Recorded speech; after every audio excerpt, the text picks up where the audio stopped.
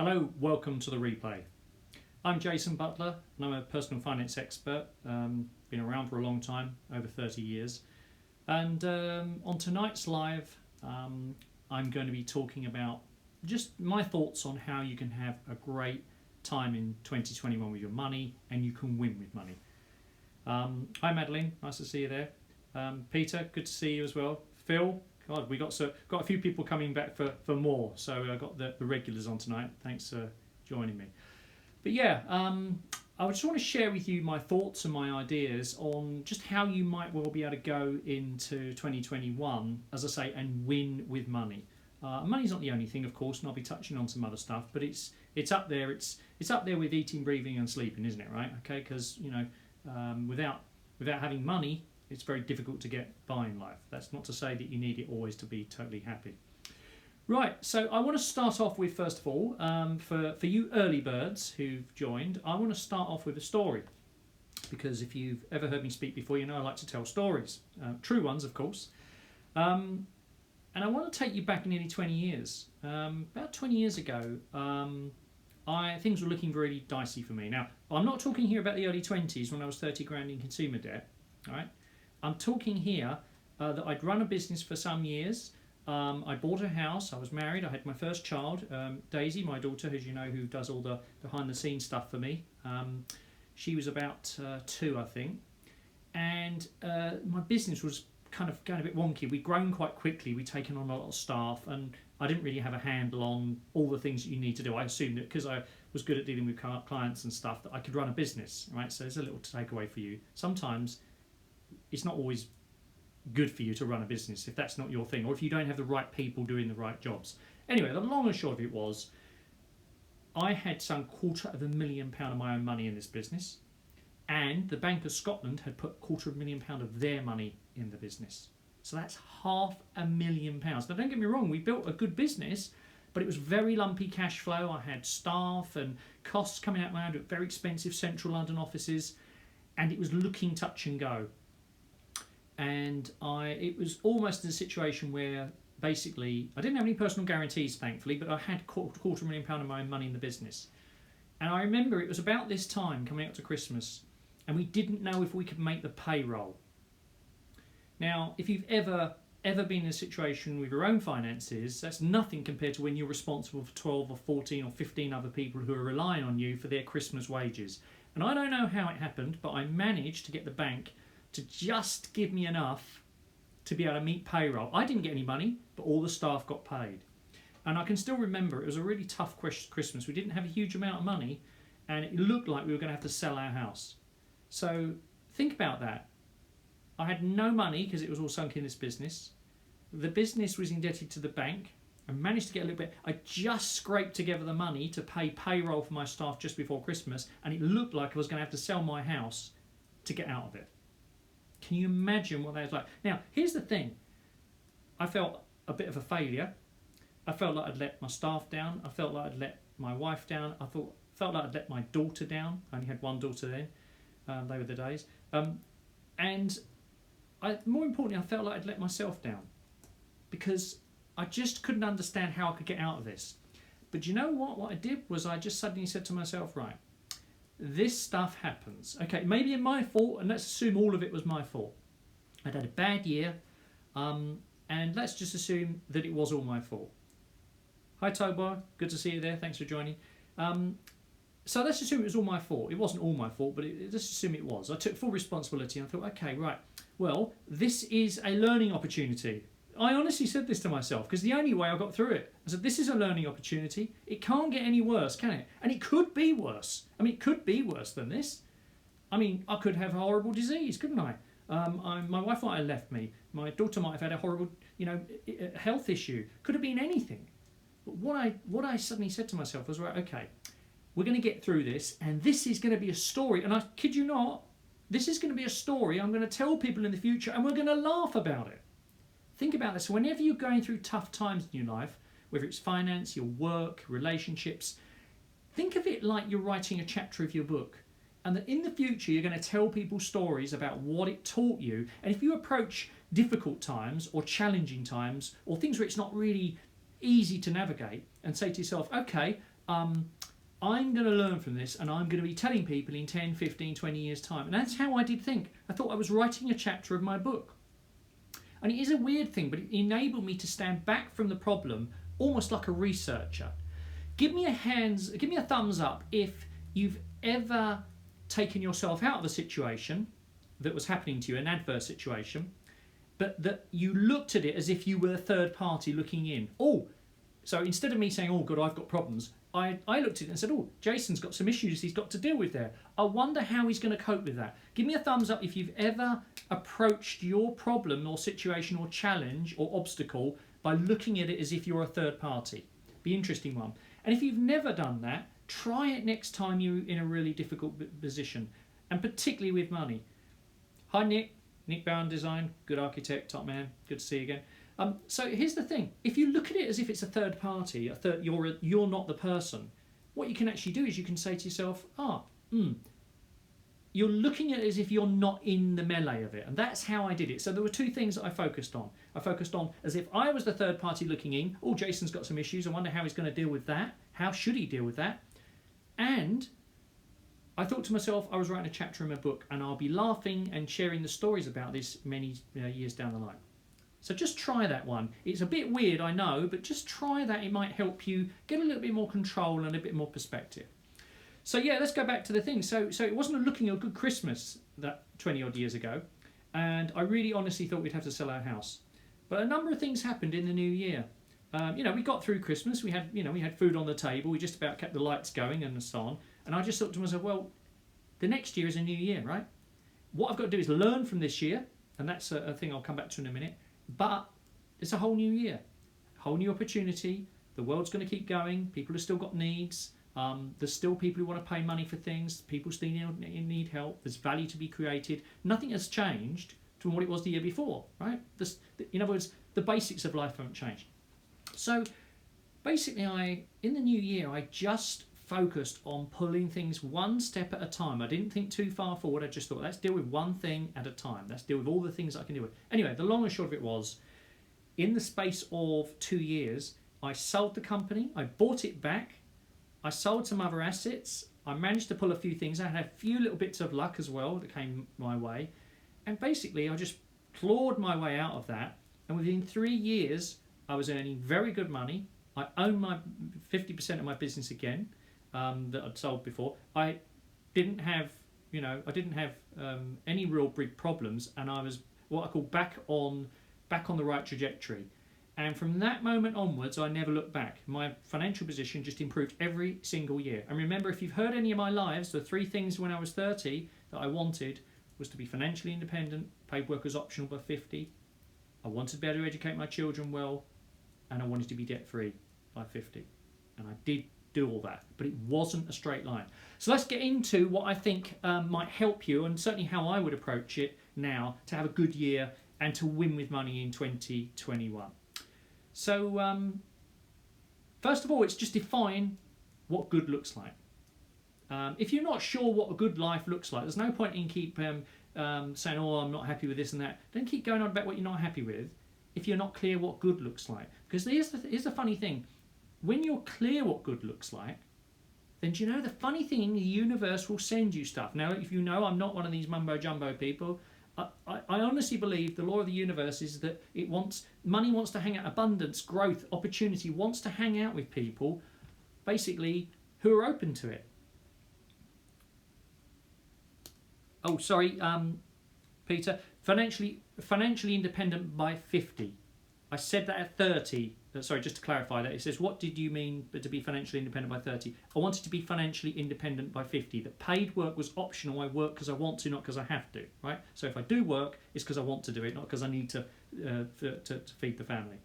But it took me, I was an overnight success. It took me 20 years.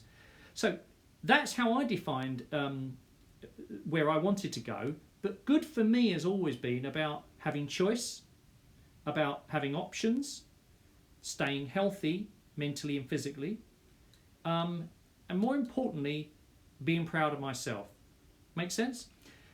So sit down and really define what good looks like. And I'm not saying you have to have lofty goals and it's smart. You know, I don't like smart goals because they're too constrictive and they make you feel like a failure if you don't achieve them. But just define kind of what would a good life look like.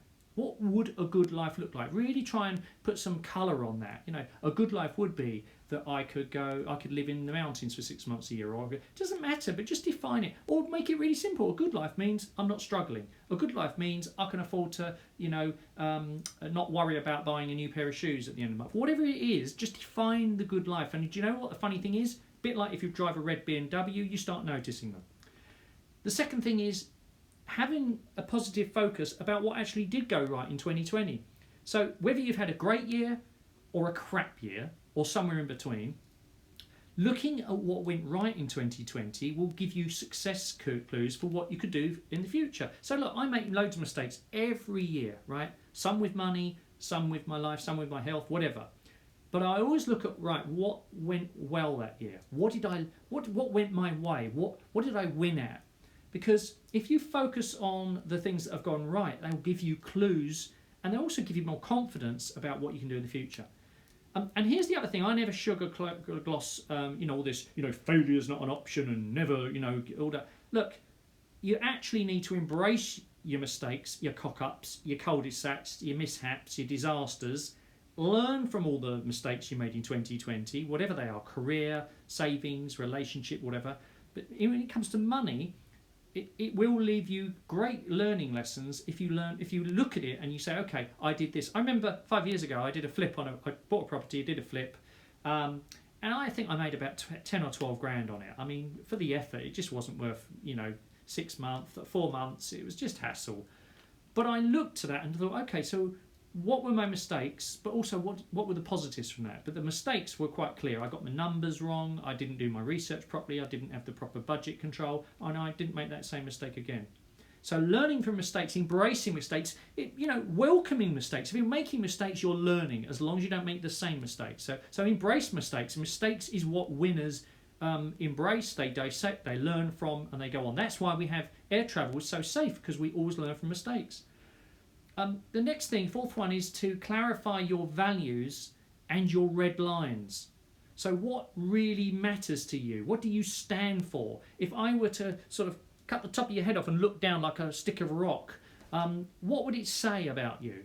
One of my values is honesty. I don't just say that for the hell of it. Honesty really matters to me.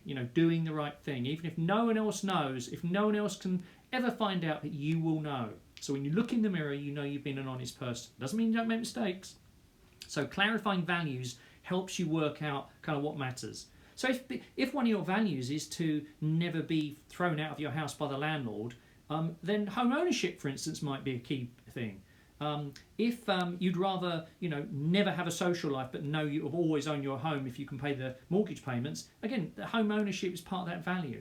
But it doesn't have to be. A value doesn't have to have a financial implication, but it will help guide you. It'll be like your beacon. And now this other one I think is really important this time of the year. If you sit down or you just think about and contemplate, whether you're in the gym or you're going for a walk or you've got your headphones on, whatever it is, but update your money beliefs. Now, why do I say update? Because money beliefs get stale. You aren't the same person now that you were 5 years ago, 10 years ago, 15 years ago. If you're nearer to the time when you've just left home or just left your parents' situation, then you're probably still holding on to a lot of the stuff that your parents' values. And that might be helping you, but if it's hindering you, then clearly the longer time that goes by, the more you're going to need to update those values. So, money beliefs. So money beliefs are important because if you don't have the right money beliefs, or you have negative ones, or ones that are limiting, then essentially what they're going to do is they are going to hold you back. So let me just have a look here. It's all right. Just check my phone here, make sure no one's telling me I've got doing something terrible, like I've got a bogey hanging out my nose or something. So money beliefs are important, and money beliefs really help you to determine whether money is going to hang out with you.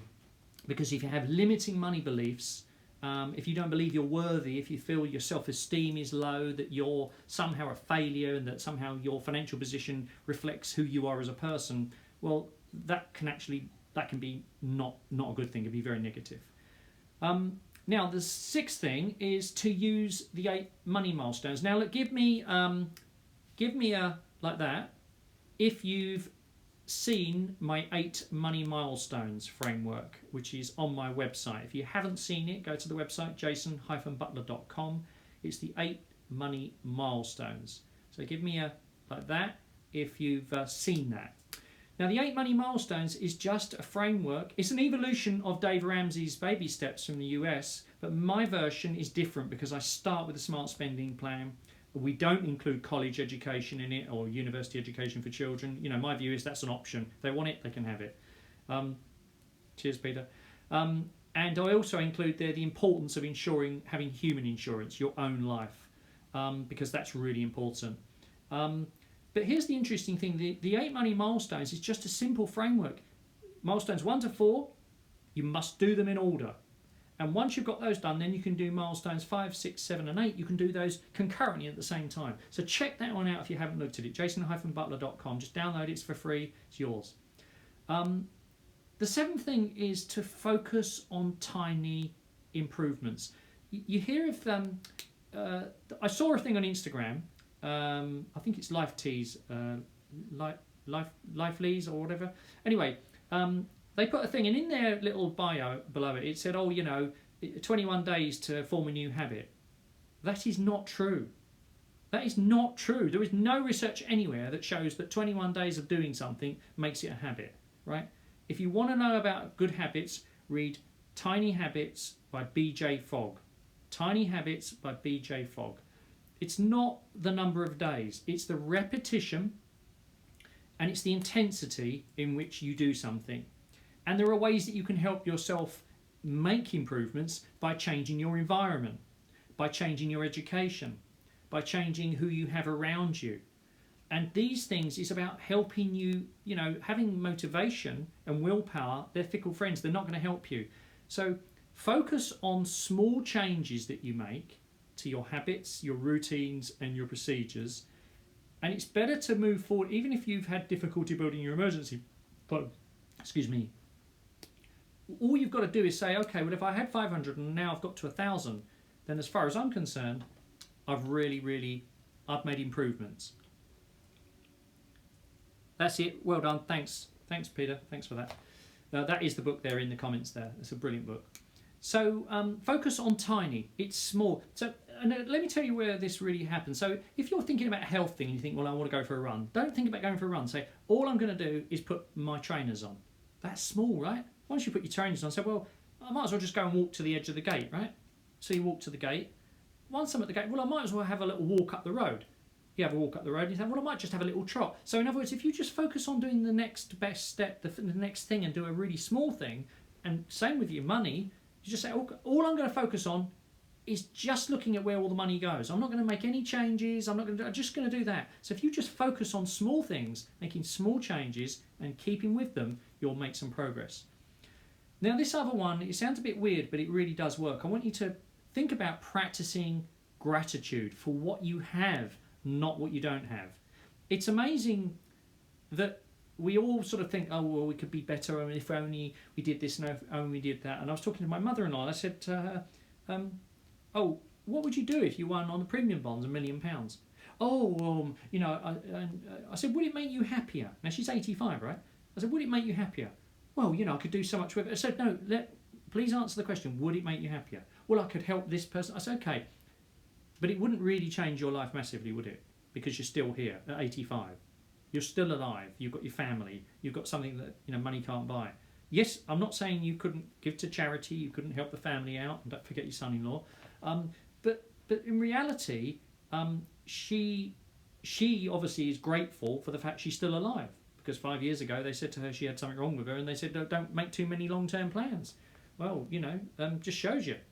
So being grateful for what you have and the wonder that you already have in your life is the key to then improving it. Doesn't mean to say it stays still. Just because you're grateful doesn't mean it's going to stay still. And then this brings me on to the next thing is build on your strengths and forget your weaknesses.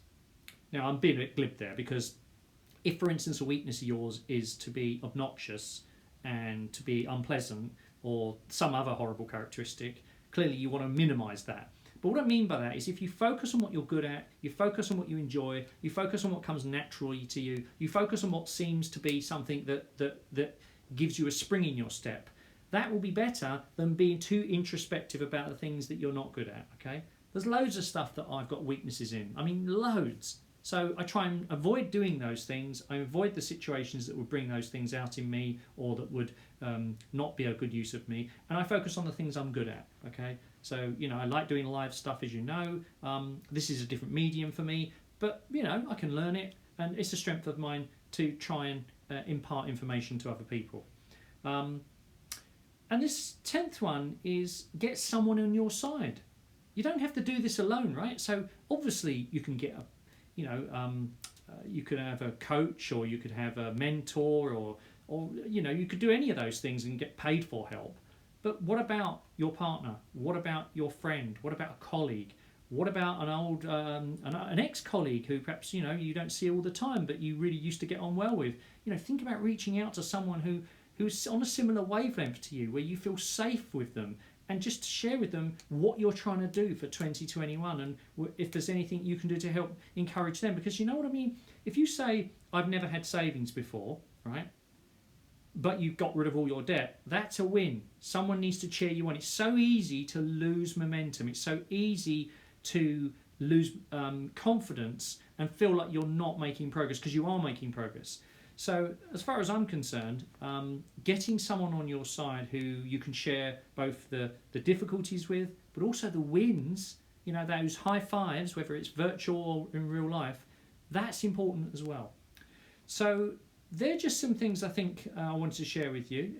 Basically, my sort of ideas of what could work for you. Let's just have a quick run through those again. So define what a good life looks like. When you're clear what good is, there's a good chance it's going to come to you.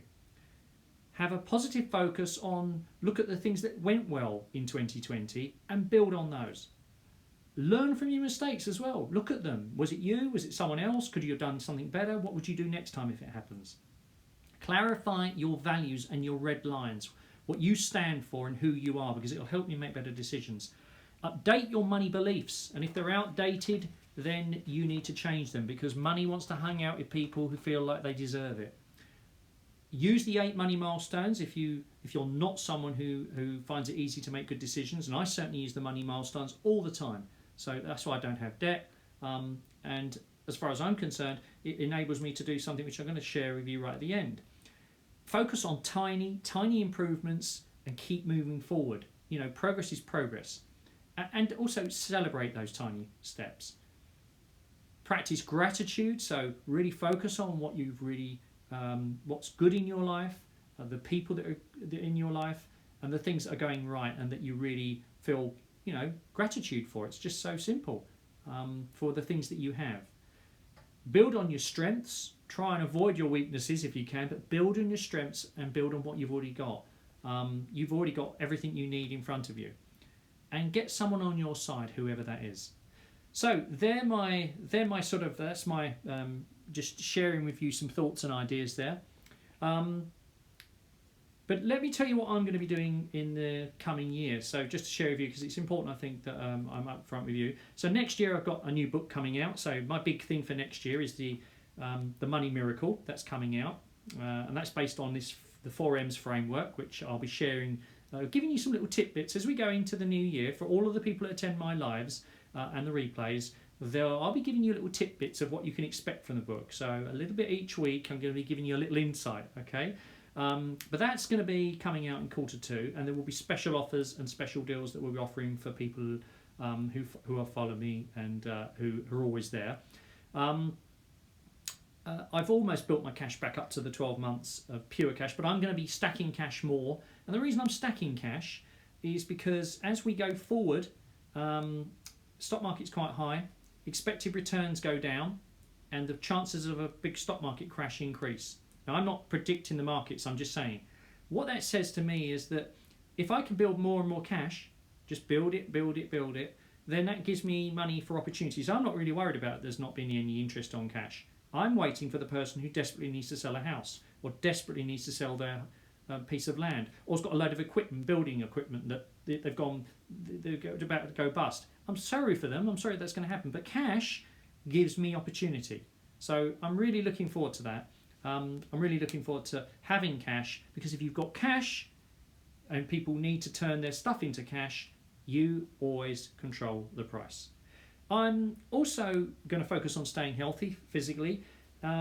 And I always say it's by mind, body and bank balance. So that's what I focus on. There's an interesting piece of research that says that people who focus on their mental and physical health generally are better with their money. People who focus on their money generally have better mental and physical health. The two things, or the three things, are linked.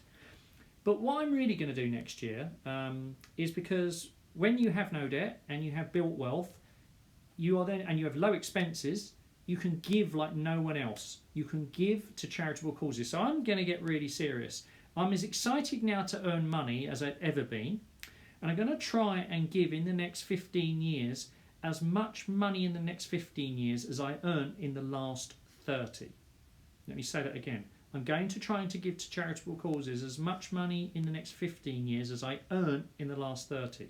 And that's going to be coming mainly from what I earn. And that's why I'm excited to marry what I love doing, what I'm strong at doing, my strengths, with my values, and with helping make other people, giving them opportunity. So I'm not going to say exactly what they all are, but they're things that matter to me. So I'm going to get serious now about giving. And that's why at 51 years of age, I achieved those other goals, and I've got lots of opportunity in my life. So it means that when you buy a book from me, when you buy my new book when it comes out, the profit that I get from that, that is going to a charitable cause. So it's not about getting rich. It's for me, it's about getting serious. I've got all the time I'm mentally and physically well. I owe it to other people who are less fortunate to turn that into one, value for the people I'm creating content, leadership and ideas and motivation and stuff for, but also the money. I never need to worry about tax, do I? Because if I'm giving it to charity, I don't pay any tax. So what's not to like? So that's my goal. I'm not saying you have to have that goal. Remember, mind, body and bank balance. They're the three things that I want you to focus on. I hope you've enjoyed today's live. They're only half an hour. They're only a little rambling. If there are things that you want me to cover in lives specifically, or you think that it would be an interesting subject, there's a back catalogue of these. You can look at my blogs. You can listen to the podcast. Remember, Real Money Stories is out tomorrow. And we've got Emmanuel, who is an amazing guy, Emmanuel from Instagram. Great interview that was. I'm also going to give you some insights as well before that happens. So that's out tomorrow. Real Money Stories on whatever podcast platform. The blog will be out also a bit late this week. It's going to be out on Thursday because I wanted to wait for something to happen before I finish the blog. But that will come out, and I think you'll like that as well. And there's some back catalogue stuff there. But as I say, thank you for joining. 2021 is going to be a good year, because it can't be any worse than this year, can it? And here's the thing. If you are winning with money, you're winning with life. And if you're winning with life, you'll win with money. And remember, it is just money. So thanks for being here today. And I'll see you for the last live of the year next Tuesday, 7:30. See you then.